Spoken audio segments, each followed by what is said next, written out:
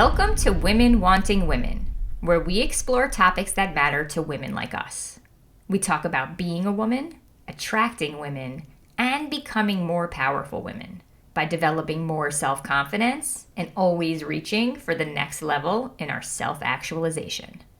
I'm your hostess, lesbian love coach Jordana Michelle.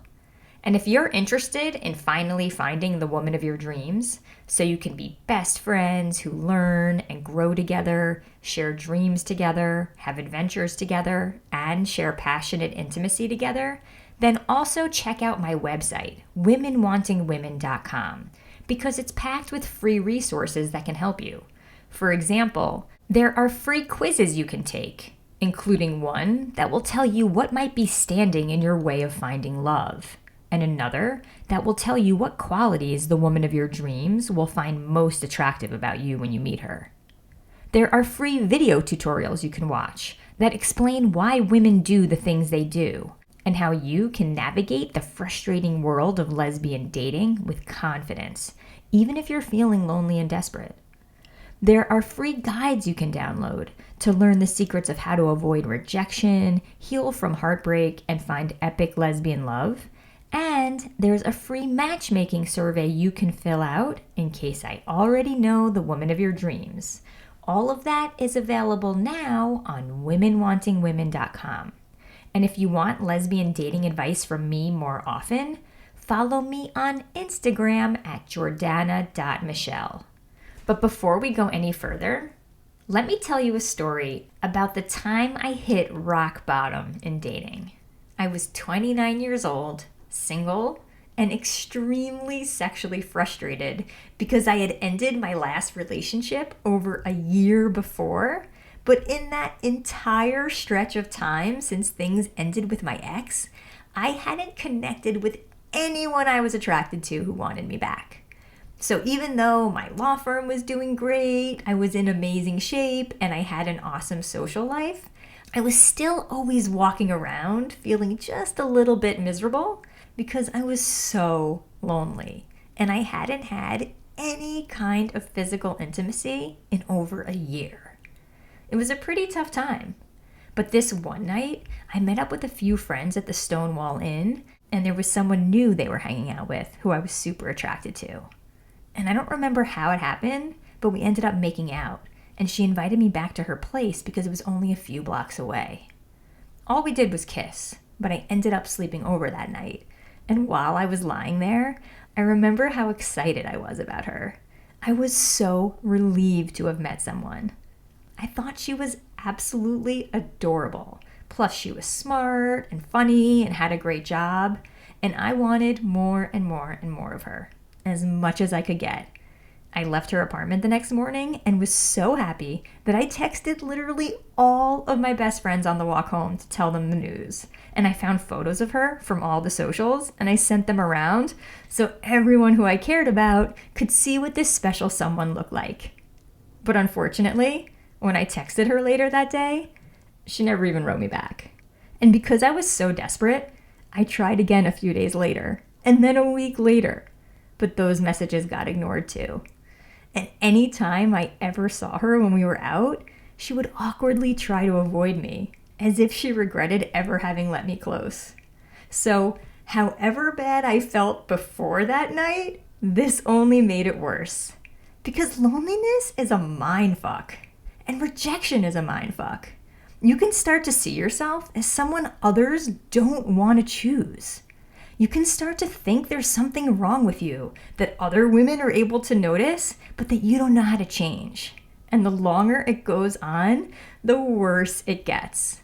And for all I knew, since I had been completely alone for a full year before that night, I was liable to have to wait another full year or more before I met another woman I liked that much. So as that week went on, without her writing me back, I was a mess. I didn't feel like going out or doing anything. But I had already committed a while back to joining my friend David to see a play his clients had produced and to having dinner together afterwards. And when we sat down to eat, he could tell I was in a really bad way. So he asked why. And I told him, I met a woman I liked, we made out, but but then she rejected me. And he was like, okay, that sucks. But it's just one woman. Who cares? And I said, well, she's the first and only person I've liked in a year who actually gave me a chance. And he was like, okay, so get out there more. You'll find someone else. Why harp on this one person you barely even know? And I said, no, you don't understand how this works for lesbians. I get out there all the time, but it doesn't matter because our dating pool is tiny, minuscule, non-existent. Because for starters, only like 10% of the female population is gay. And of that 10%, only a small fraction of them are my type. And of that fraction, only a fraction of them are interested in women who present the way I do. And of that tiny portion, only an even smaller fraction are people I can relate to in the first place. So when you work the numbers and look at it objectively, the chances of me actually finding someone are so low, it's frightening. And my situation is completely impossible. So that's what I said to him. And after listening closely and hearing me out, David looked at me very seriously and said, Jordana, you are being a total wuss right now. You are in full wuss mode. He said that entire line of reasoning I just mapped out for him was complete bullshit. He said the real reason I was single was because of the stories I was telling myself about the dating pool, and because I had already defeated myself by convincing myself that the love I'm looking for is unobtainable. Because once you believe something is impossible for yourself, it becomes impossible. Because the mind can't find something that it doesn't think is there. And even though you and I both know that David has no idea what he's talking about because he has no idea what it's like to be a lesbian, let me first ask you a question. Have you ever heard of that experiment with the guy in the gorilla suit? There was this psychological study back in like the 90s where they asked these subjects to watch a video of people passing a basketball back and forth to each other and to count the number of times the ball changed hands. Well, after the counting was over, the researchers asked the subjects, did you see the gorilla? And most of them didn't even know what the researcher was talking about. What gorilla? But when they played back the video for the subjects to re-watch, they would clearly see that in the middle of the basketball being tossed around, a dude dressed in a full-body gorilla suit walked right in the middle of the players and waved his arms around and then walked back off the court. It was so absurd that if you were merely watching the video, it would be impossible to miss. But since the subjects were so focused on counting the number of passes, more than half of them didn't see the gorilla. This proves that humans have selective attention, and we don't notice what we don't expect to notice, even when it's something as glaringly obvious as a person dressed in a gorilla suit walking in the middle of the screen you're watching. And this is a big deal, because most of us don't realize how powerful our minds are, or how much our expectations and beliefs shape the reality we live in. And we don't understand how much of the world becomes invisible to us when we're not looking with the right mindset. And David told me I was being a wuss that night because I was whining, feeling sorry for myself, and complaining about the world, when in fact it was my own fault and my own thinking that was creating the problem. I didn't want to hear it at the time. But the reason I was having such an awful dry spell wasn't because of the size of the lesbian community. It was because I was completely blinding myself with my negative attitude. I believed that dating was unforgivably difficult. I believed that finding love was going to be nearly impossible. That's why David told me I needed what he called a new global metaphor. A new and better way of framing the world in my mind. So he asked me, if you were to believe something that's the exact opposite of the belief you currently hold, what would that be? I hated this question because it's so annoying. I believe what I believe. I see the world the way I see it. And I didn't appreciate being prodded by him, and I didn't think his silly little exercise would make any difference. But just to hear him out and to avoid being called a wuss, I thought about it for a few seconds and I said, okay, the opposite of what I'm thinking right now is that hot lesbians are actually everywhere. But I said to him, the problem is they're not. They're not everywhere. And he said, not for you. Not while you're walking around with that attitude. But tell me something, Jordana. Are there other lesbians who have an easier time dating than you do? And I had to admit, the answer to that was yes. Plenty of queer women were having an easier time finding women to date than I was having. For example, I knew this one lesbian who used to constantly repeat the same dumb joke, that good women are like buses, because another one comes around every 15 minutes. This lesbian, she was cocky, not particularly hygienic, and she didn't even treat her girlfriends very nicely. But somehow, she always ended up with partners who were smarter, better looking, and more successful than she was.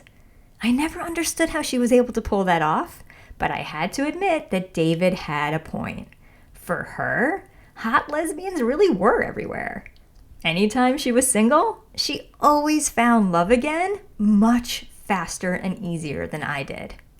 Because no matter what challenge we face in life, no matter how dire and hopeless conditions around us may feel, somehow there will always be some people who get lucky and get ahead because they're open when others are closed, and they see opportunities that others miss, and they have a more confident, attractive attitude. What David was trying to get me to understand that night was that the stories we tell ourselves matter. Because when you're focused on the wrong thing and you don't expect the guy in the gorilla suit to be there, you don't see him, even if he walks in the middle of the screen and starts waving his arms in the air. And when you don't expect that you're going to find the right woman, you're not going to notice the amazing women around you when opportunities arise for you to connect. Our minds are like search engines. Everyone knows how Google works. You have to give it keywords that point towards what you're looking for in order for the index to find it. And our subconscious works the exact same way. If you want your inner search engine to find you better results, you have to give it better prompts. That night, with David, even though I didn't think it would work, I decided to give my search engine a new and better prompt.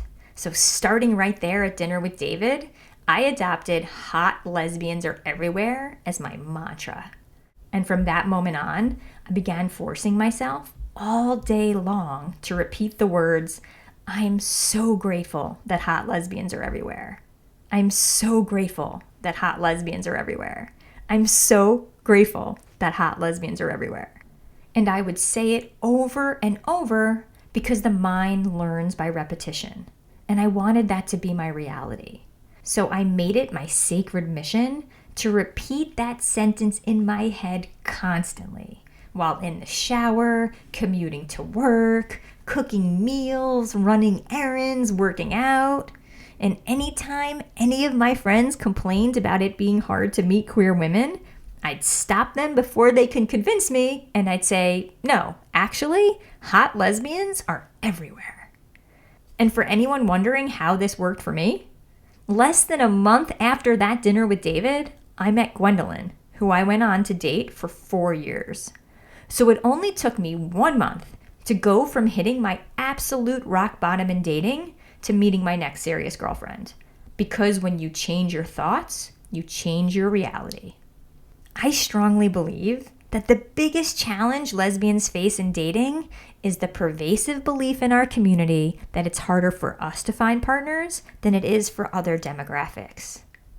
Even if you never thought this yourself, if you spend enough time around other lesbians, they'll tell you the idea over and over and reinforce it for you. And trust me, I'm not pointing fingers. I was part of the problem. Just ask David. But the more we believe that the love we want isn't out there, the more it messes up our focus. So we don't notice the women who would be a good fit for us when they pass through our lives. The same way the people in the experiment counting the basketball passes missed seeing the guy in the gorilla suit. That's why I end all of my podcasts and videos by saying that hot lesbians are everywhere, that love is real, and that the woman of your dreams is on her way into your life in perfect timing. Although actually I've updated that, and now I end it with, keep remembering that hot lesbians are everywhere, that love is real, and that if you're not already in an amazing relationship, someone will be showing up in your life to share that with you in absolutely perfect timing. You can let me know whether you like the new one or the old one better, but I say this at the end of every podcast and video because it's so important for you to believe it. And I keep saying it over and over because the mind learns by repetition. And changing this one mindset is probably the most important step you should take if you're single and trying to find a partner. So if you're not in a relationship but you want to be, here's an exercise we can do together that will really help. Start by either taking out a piece of paper and something to write with, or a new note on your phone. And on the top of the page, write down the words, I believe these are the reasons why I'm single. And then take a few minutes today, tomorrow, and once a day for the next week or two to try and fill that page up with as many answers to that question as you can. This probably won't be a fun exercise because it forces us to admit to our insecurities and fears and all the things we don't want to see in ourselves. But the reason why making this list is so important is that this is the stuff we're thinking to ourselves subconsciously, and we believe it's true about us even if it's not. But by putting these thoughts down in writing, we can pull them apart and analyze them objectively, so they're not just haunting our confidence in the background. For everything you write down on that list, ask yourself, where'd you learn to think this thought? Who's the first person who said it to you or made you feel this way? And is it even true in the first place? And does thinking this to yourself help you, or does it hurt you? The truth is, we don't have to believe everything we think. And once you write down this list, having it handy will help you recognize what the landscape of your inner game currently looks like so you can do something about it. A few years ago, I ordered a ton of little stickers that say hot lesbians are everywhere, and I handed them out at the Dyke March during Gay Pride in New York City. And since I still have a bunch left over, I'm officially announcing this podcast's very first giveaway.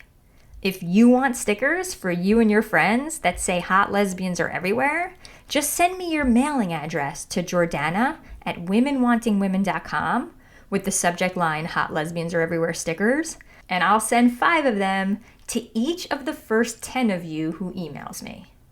Now I want to hear from you.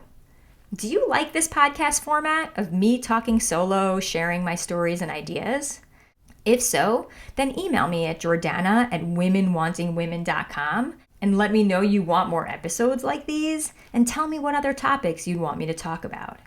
And if you're new to Women Wanting Women, I want to let you know that there are tons of free dating advice videos and resources on my website that help explain why women do the things they do and that give you practical advice for building your confidence, avoiding rejection, healing from heartbreak, and finding the love you long for.